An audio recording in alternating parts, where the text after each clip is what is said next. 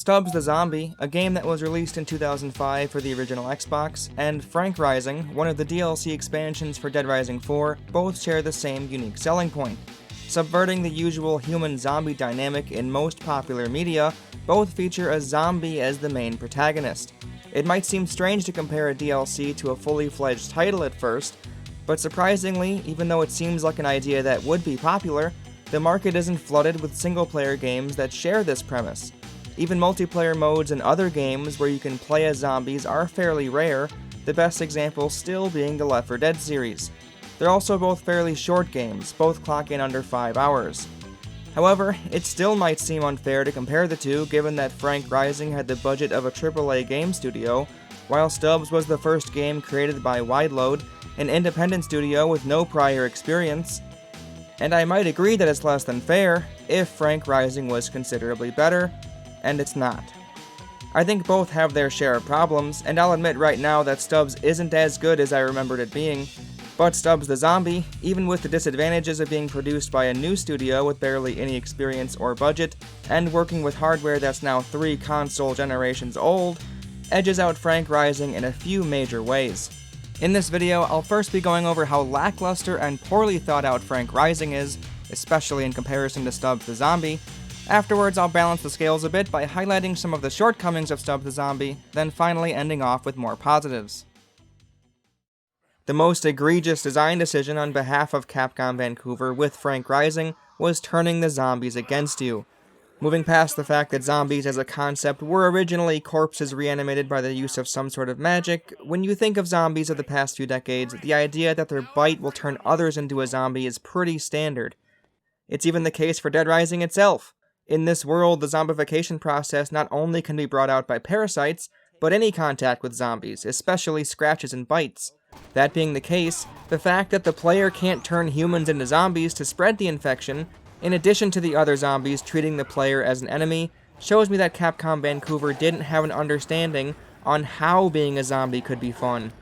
Narratively speaking, the stars aligned for this game mode to exist. They left us off with Frank apparently dying, but he instead becomes a sentient zombie, for reasons that make enough sense to not warrant any complaining from me. It seemed like a narrative excuse for them to go bananas with crafting an engaging zombie side game, but the way it plays almost feels like the team didn't even want to make it. The gameplay itself just doesn't shift hard enough to satisfy people who might want a proper zombie role-playing experience. If you think about it, besides giving you 3 abilities you couldn't do as normal Frank, all they did was restrict what was already possible. You can't drive vehicles, you can't use any weapons or items, and now you have a very punishing time limit. It's ironic then that in Stubbs the Zombie, even though it hits the zombie role-playing experience nail on the head already by allowing you to spread the zombie infection by biting humans, you can drive vehicles and even use weapons with a certain ability. Riding around in a hovercar feels fun in and of itself, and it's made all the better with the different weapons they house. Driving the hovercraft in the Bleeding Ground section sees you shooting out sod, or the tractor has spikes attached to the front of it, which can be used to impale farmers. There's even a nice reversal later on when you take control of a tank, the same vehicle that's been giving Stubbs some trouble earlier on. Controlling a human is also a nice addition, especially considering how many different guns there are, and how fast your hand recharges, but I'll get to that later on. In Stubbs the Zombie, shooting guns and driving vehicles feel like an addition, something extra that helped the gameplay feel fresh. It would make perfect sense if you couldn't do those things, but you can, so it feels like a nice bonus. In Frank Rising, it feels so much worse since it's not a case of the development team deciding not to include it, they removed it. It was a clear decision to strip those gameplay options from the player, even though Frank can manage to send an email from a cell phone, meaning he's clearly dexterous enough to hold a baseball bat. Stubbs the Zombie is what it looks like when you build a game from the ground up around the idea of being a zombie, adding and tweaking things to make the gameplay more interesting. Frank Rising is an example of what it looks like when you modify an already existing framework to fit in a paid DLC game mode, which needs to feel different enough to warrant people spending money on it. Their weak attempts at giving the game mode a different feel falls completely flat, since the military soldiers, hostile survivors, and zombies all function the exact same way they did as a human. I understand there would have been some balancing issues they would have had to figure out if providing a true zombie role-playing experience was their goal. The fact is, if you could utilize zombie hordes to your advantage, Capcom Vancouver would have had to spike the difficulty like crazy to account for the hundreds of zombies attacking military soldiers on your behalf. The zombies in Dead Rising 4 were meant to be killed in the thousands, to be an obstacle for the player and nothing more. Since nothing was changed, they of course remain an obstacle for you, not only getting in your way constantly, but outright attacking you. Obviously that doesn't put you into the mindset of a zombie. Instead, you're basically still a human, but with arbitrary restrictions placed on you that seemingly only exist to make you play it twice. Balancing issues or not, I definitely don't feel like a zombie just because I can puke out bile or scream really loud. Both games have similar attempts to give the player an interesting moveset. In Stubbs the Zombie, you start with your basic swipe attack with your hands to deal damage, and of course you can eat people's brains, which recharges your abilities and grants you some health. You eventually learn how to pass gas, which stuns any nearby humans, throw an internal organ, which acts as a grenade, throw your severed hand, which allows you to take control of a living human as your puppet, and use your head as a bowling ball that detonates much like the gut grenade. In Frank Rising, you can consume flesh of either zombies or humans when you have your combo meter high enough, which regenerates health. You can swipe with your hands to deal damage, puke out bile, which when leveled up all the way can explode, scream at enemies to stun them, and at a high enough level blow zombies away, and you can pounce on enemies to incapacitate and deal some damage. Stubbs maintains the effectiveness of its abilities throughout the game, while Frank Rising has you completing side missions in its open world to modify and beef up the zombie powers. Without doing so, your bile-puking attack is nearly worthless. Upgrading your character is unfortunately a theme we'll come back to later on, but for your moveset, having a consistent and interesting array of abilities is far better than slowly improving on some boring ones. The zombie powers themselves and their usefulness demonstrates the different mindsets both development teams were working under. Frank Rising is basically working with an action game's framework, and the abilities, when used in succession, feel frantic and manic. Even still, for some reason you have to wait for enemies to get back up after you use your pounce attack, which never feels good. Stubbs the Zombie is much slower. It's not attempting to be an action game where you happen to play as a zombie. It's a comedy adventure game where being a zombie is a vehicle for humor. Even though your zombie powers all gel well together and are effective at taking down foes when used properly, the comedy was most likely the first consideration. When you first get the ability to throw your grenade-like organ, listen to the cutscene before it and the dialogue afterwards. Are you sure that hole in your side doesn't bother you? Because it bothers me. I can see all those internal organs slurping around in there.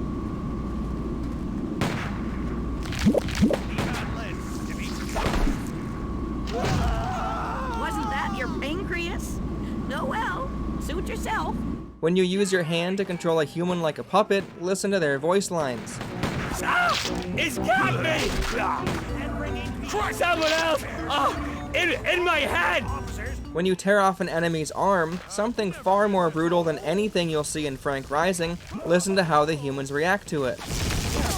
That's my writing hand! Ow! Ow! Ow! Ow! These are just a few examples, but what this means is even when you're dealing killing blows, the focus of the game is always present. The point is to make you laugh. Even though Frank Rising technically does include a few jokes of its own, it clearly wasn't given the spotlight, nor should it have been, as the humor we have in the game is currently dreadful. Both games have their humor stemming from dialogue, but the difference is night and day. Frank Rising just has Frank say very scripted lines vaguely related to what's happening that almost sound like they're from a terrible romantic comedy. Now grab all the analgesics you can get your hands on. Anal what? Painkillers, Frank. What is this? The Zombies Anonymous meeting? A lot of the humor in Stubbs the Zombie is based on what the player is doing. Now, there certainly are some moments where the humor is unrelated to the player, like when these robots talk about their programming. Why are we hanging out here? We don't drink water. It's part of the programming. Yeah, but why? Probably because this is where humans like to congregate, and if they need us, they know where to find us. Convenience. Or when the newscaster tries to stay composed on air while his colleague is most likely being eaten by zombies. Telephone. Jimmy. Oh God, help me! I don't want to die! We appear to be experiencing some interference. I'm sure Jimmy will be back soon with his full report. or when Stubbs stands in front of an American flag to give an incoherent speech to his zombie comrades. Brains. Brains. Brains. Brains. Brains. Brains. Brains. Brains. Beyond those, though, most of the humor comes from the result of an action from the player. Eating a human's brains, My brain! Let this be a dream! killing an enemy and hearing their guttural screams, ripping an arm out of its socket and hearing the many different voice lines possible, My penis! I mean, arm! Nobody escapes the stick. My working arm. Ah, that was my favorite arm! Go brazen. Oh, second favorite arm! You can't win. No! How will I juggle? and one of my favorites, the police officers reacting to Stubbs eating someone else's brains. Spit that out, damn it! Not once are you meant to take anything seriously, which I think contrasts very well with how gruesome and disturbing the act of eating a living human's brain is. You could make the argument we aren't meant to take anything seriously in Frank Rising either, but even if we go with that, the voice lines are still completely unmotivated by the player, and are still entirely unfunny. If we're generous and admit that the point of Frank Rising isn't to make you laugh, that doesn't help its case. As an action game, it's not very interesting, and it relies far too heavily on increasing your character's level. When I talked about this game mode in my Dead Rising 4 critique, I mentioned I wasn't able to get past a certain roadblock, so I gave up. When coming back and starting over, with the carried over stat boost from the last session, and an understanding of how long I really had in this hour-and-a-half time limit, I focused on getting every collectible and completing every side mission, making my character the strongest it could be. That, and taking advantage of the extremely cheesy pounce attack, made the entire thing ridiculously easy. That section I originally gave up on didn't even register as a challenge this time around. That just shows you how poorly executed this game mode is. It's not like I got better at gauging threat levels or knowing when to use which ability. I literally just spammed the pounce attack, and things went much smoother because I essentially leveled up. I had more health, the hit combo to achieve a bite attack to regain my health was lowered from 10 to 7, I could now bite twice in a row on the same hit combo fill-up, and all of my attacks were far more powerful than before. RPG leveling mechanics don't belong in this game in the first place, but what's worse is the extremely boring bits of gameplay on offer that give you those level ups. The side missions you need to complete to upgrade your abilities include reaching a high hit combo on a horde of lifeless zombies, running through a construction site to collect green mist, defeating a few enemies within a time limit, and running through some backyards to destroy arbitrary beacons. Contrast that to Stubbs the Zombie, where the only consideration is getting through the level without dying, meaning you'll need to utilize all of your interesting zombie powers and plan your attacks somewhat strategically. There aren't even any hidden collectibles to distract you. Getting more zombie followers and taking down enemies is almost always your goal. There are collectibles in Frank Rising, however, and they're handled even more poorly than in the main game of Dead Rising 4. You still track them the same way, opening up your map and walking to the destination with barely any interesting gameplay in between, but now it's so much worse thanks to the addition of the time limit. Even restarting this game mode with my carried over stat boosts, and an understanding of how fast I needed to move, I still only had 10 minutes to spare on the clock before the airstrike hit. I have little faith that anyone could do everything in an hour and a half their first time through. Since there's gameplay before and after the timer starts and ends, this means you'll likely spend about 4 hours in this mode, around the same amount of time it takes to complete the entirety of Stubbs the Zombie, which offers more variance in level design, has much more interesting set pieces, and allows you to use guns and vehicles. The pacing isn't incredible in Stubbs, and I do think it goes on a bit too long, but at least the core gameplay was always present. Nearly all of my time was spent fighting humans as a zombie, fighting humans as a human, or driving a vehicle. The vast majority of my time with Frank Rising was spent holding the sprint button to run to a destination, or pressing the sprint button to plow through hordes of zombies. The team obviously had to work with the same open world that they created for the main game, so I can understand to a degree why the collectibles are so boring to chase after. It's really the same as it was in the main game. What I can't understand is thinking these side missions and collectibles, things you are encouraged to do and are nearly vital for beating the mode in the first place, would gel with the time limit. I have a hunch it was only included to appease the fans that were sad to see it removed for Dead Rising 4, but if they think this is what fans wanted, they should never be in charge of Dead Rising ever again. Well, they won't be since the series is dead along with the company, but even still. The time limit mechanic wasn't just a timer that counted down while you went. In the first 2 games, events would occur at set locations at specific time windows on every playthrough. This gave repeat playthroughs more impact, since you could begin to not only memorize the open world, but also where to go and when. It gave you time in between to explore around and catch your breath, but also made the experience feel a little more grounded. Slapping a random timer on screen is not only lazy, and it not only isn't what fans of the series were asking for, but it doesn't even work well with the open world they created for Dead Rising 4. There's one more main thing I want to discuss about Frank Rising, and that's how you restore lost health and how your abilities come back after their cooldown. This was my main complaint the first go around when things weren't ridiculously easy since I was a lower level, I guess. In Frank Rising, you heal by biting an enemy after you get your hit combo high enough. Your abilities work on a timer, where you can use them again after a few seconds have passed. Stubbs the Zombie essentially works in the opposite way, which works far better as an incentive to eat human brains. Your main methods of dealing damage come from your severed hand, your pancreas grenade, and your bowling ball head. All 3 of them recharge at different speeds. Biting 1 human skull will restore 3/4 of a pancreas grenade, which you can hold up to 3. The severed hand comes back after a single zombie bite, and the bowling ball head takes quite a few head chomps to finally restore.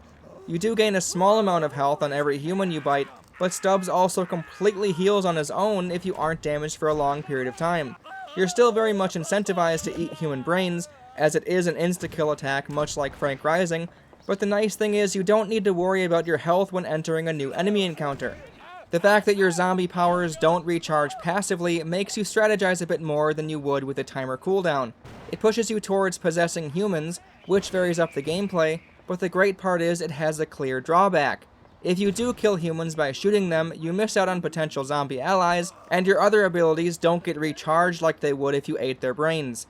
I'm not here to claim Stubbs the Zombie is some deep game that requires strategic thinking on part of something like Stellaris or Spades, but those subtle differences keep the somewhat surface-level gameplay engaging the whole way through. I just can't say the same for Frank Rising. The idea that you would need to farm some zombies to get your health back before a difficult encounter is already ridiculous, but that's made all the worse with the fact that when you're leveled up enough, the combat sections become a complete afterthought as you can spam the pounce ability nearly non-stop. There's no perfect balance. Either you're bored to death from having to farm zombies for health, or you're bored to death by waltzing through enemy encounters. All in all, Frank Rising has nearly no redeeming qualities. Actually, after thinking about it some more, it doesn't have any redeeming qualities. I couldn't think of a single thing it does well. Moving on to Stubbs the Zombie now, it definitely does plenty of things well, but there are some areas where it's not all that amazing. First and foremost, the beginning tutorial is pretty bad. I'm playing on PC here, and they introduced the controls to you at such a slow pace, I actually thought something was wrong with the game itself. It wouldn't let me move, which made me think there was some problem that I had to address in the menu. After restarting the game to see if that was the issue, I realized that you just aren't able to move in this section. They first make you attack, then you bite a human, then let you move the camera around, and then you can finally move your character. It's not a very good introduction to the gameplay, and the rest of the tutorial is similarly handholding. The story itself isn't a main focus, which admittedly isn't a terrible thing, but this creates issues that tie into the pacing of the game as a whole, and the level design itself. We figure out why Stubbs is so enamored with Maggie Monday right before the last boss of the game, but at the start we just see him fall in love with a billboard.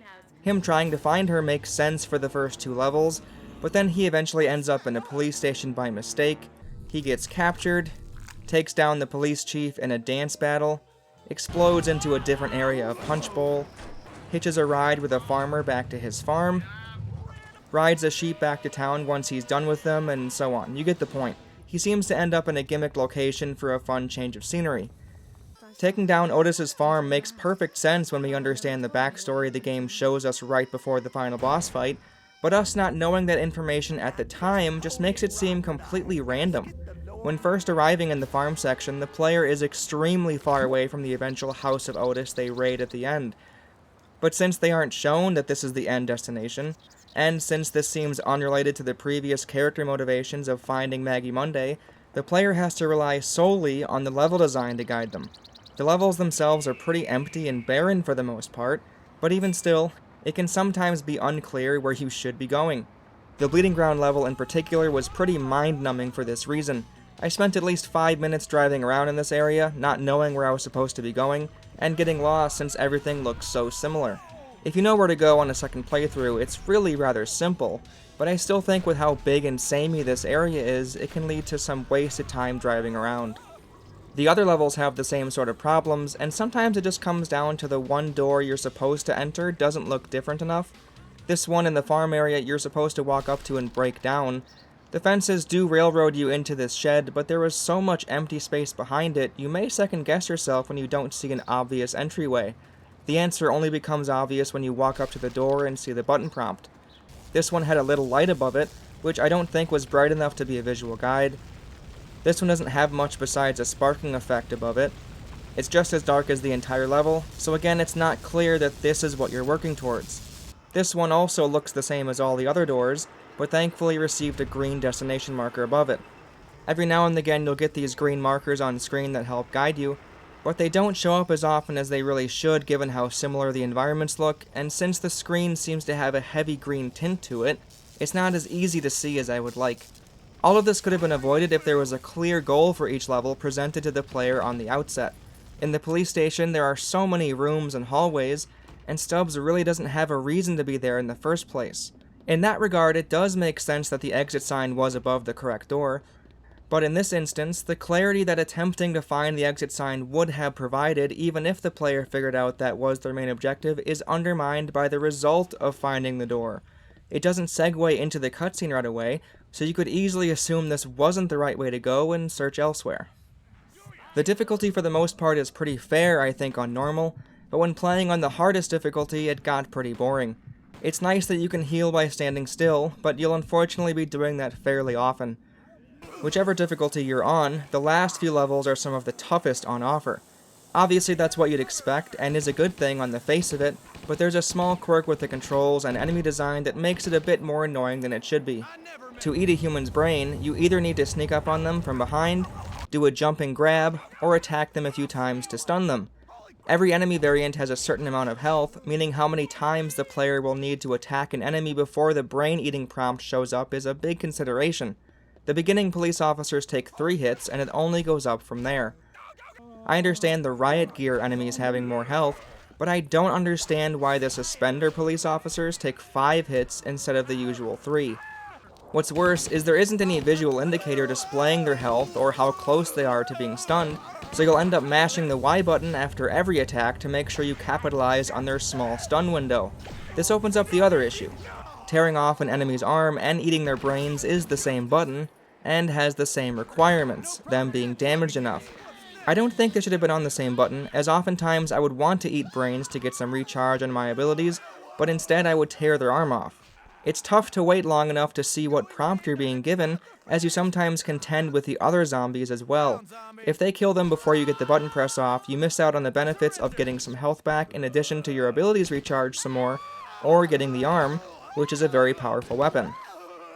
The last problem I have with the game is how strangely quiet it all is. The dialogue is great, but besides the times when you're using your severed hand, in cutscenes, or in otherwise fantastic scripted unique gameplay events, there's no music for you to listen to.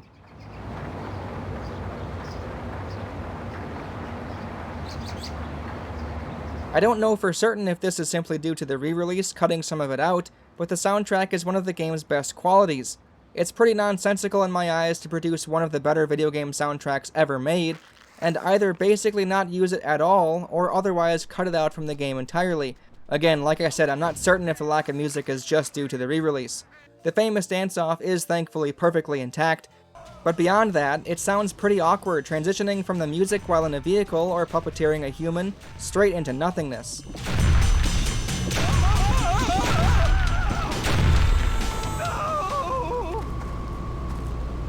Besides the lack of music, there just doesn't seem to be sound clips to go along with certain actions or movements. Landing on the ground from a drop off a ledge is silent.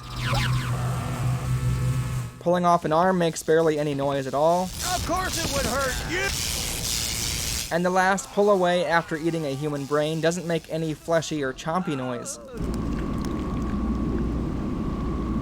All of this just made me feel like something was missing. Moving on from the negatives, there's plenty to love in Stubbs the Zombie. The gameplay balancing is pretty well considered in regards to the charge-up times for your abilities and their effectiveness overall. When you are a zombie, it's very fun turning human after human into your zombie allies. You can whistle at them to reel them in, and if they're in your way, you can thankfully push them aside. The pushing was useful in the dam area as I used it to maneuver them into the proper positions. The levels that really exude that feeling of spreading a zombie infection are some of the earlier levels, where there aren't many enemies with deadly weapons. Specifically, the level after the dance battle is very good, since after you unlock the bowling attack you now have access to all of your abilities, and the level itself lends well to a large horde of zombies. The bosses aren't anything spectacular, but they aren't as bad as they really could have been.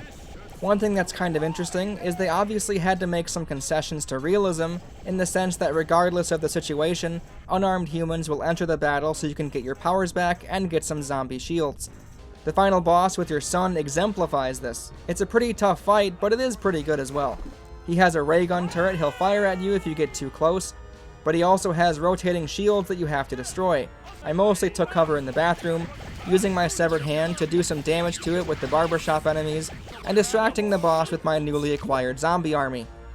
You can play the game in co-op split-screen style as well. The chaos gets even more out of hand with 2 Stubbs at once, so it's pretty fun for a while. The main thing that stuck out to me is how driving works. Co-op mode finally gives purpose to being able to enter in the passenger seat of a vehicle, but that passenger can't do anything, the driver still controls the turret. I think the second player should have been given the controls to the turret, so they at least have something to do. Finally, there are 2 specific gameplay events that take place, one that's kind of funny and enjoyable, and the other is the greatest thing hands down about this game. You eventually make your way to a dam, after riding your way there on a sheep of course, and Stubbs apparently needs to use the bathroom. Welcome to the Punch Bowl Dam, where our motto is, damn it. Naturally, he decides to empty his bladder into the water supply. I don't think the gameplay in this section is very good, but just the sheer ridiculousness of it all wins me over every time. I especially like the siren that's blazing in the background, and if you fall into the water, you get flushed out through a pipe.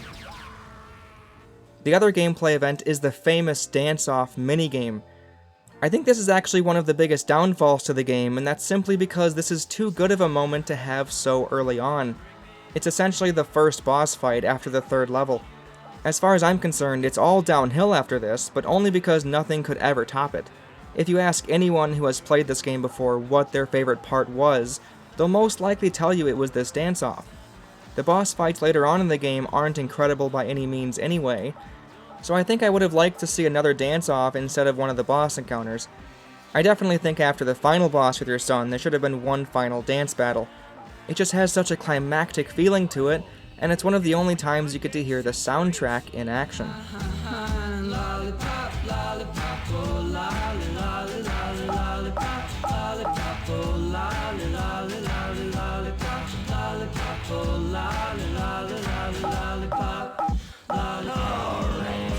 No more kid gloves! Now I'll show you what I can really do! I think it does something kind of clever here as well. It's nothing incredible or anything, but the battle begins at a fairly slow tempo during the first song, and all of the notes stay consistent every time you play it. Then afterwards, the tempo speeds up with the next 2 songs, and the patterns are randomized. On the 4th round, the double beats are introduced as well. Lastly, even though the final round doesn't have as quick of a tempo, it makes you play 8 notes instead of the usual 4. So even if this was just an excuse to hear some of the soundtrack, enough thought was put into the order and length of each round to make it interesting from a gameplay perspective. As you can see here, I'm hitting all of the Simon Says colors perfectly. If you never miss a note, you are rewarded with an extra scene where the barbershop guys sing a song about Maggie Monday's melons. It's pretty remarkable that 15 years later, the game can still surprise me. If you listen to the designer commentary in the game, you'll hear the reason these guys are dressed like a barbershop quartet is because Maggie didn't want her security team to be conspicuous, so she made them dress as something less intimidating. Even though we don't get to see all the backstory and ideas the designers had in mind, it's pretty cool that these considerations were given some thought, and there were reasons for a few of the stranger things in the game. Stubbs the Zombie and Frank Rising both give players an opportunity to become the zombie, but where one appears to have been created as a gimmicked game mode to entice Dead Rising fans to spend more money to get the overtime mode they should have gotten in the base game, the other is a genuine attempt at crafting something unique. The designers for Stubbs the Zombie talked about wanting to create something completely different, a satire of the usual zombie games like Resident Evil. Humor of course played a large role, but one thing they got right all those years ago was giving players the tools traditional zombies have: eating people's brains and creating their own zombie followers. They even faced backlash over the cannibalistic nature of their protagonists, as many major news outlets covered the game in a negative light, as well as a US senator who touted it as dangerous to children's health. Don't ever let people tell you that millennials created cancel culture. Frank Rising, on the other hand, just seemed satisfied with existing. It carried over many of the worst qualities of Dead Rising 4, including the forced humor, the collectible and map system, and the hordes of zombies that remain a nuisance, especially when moving from point A to B. Reintroducing a time limit to everything goes against their original vision for this open world, as letting players explore everything at their own pace was the reason they got rid of it in the first place. Even though Frank Rising is attached to a big-name franchise, it's clear which game of the two history will remember most fondly. My lollipop is great. I call her lollipop, lollipop, oh lolly, lolly, lolly, lollipop, lollipop.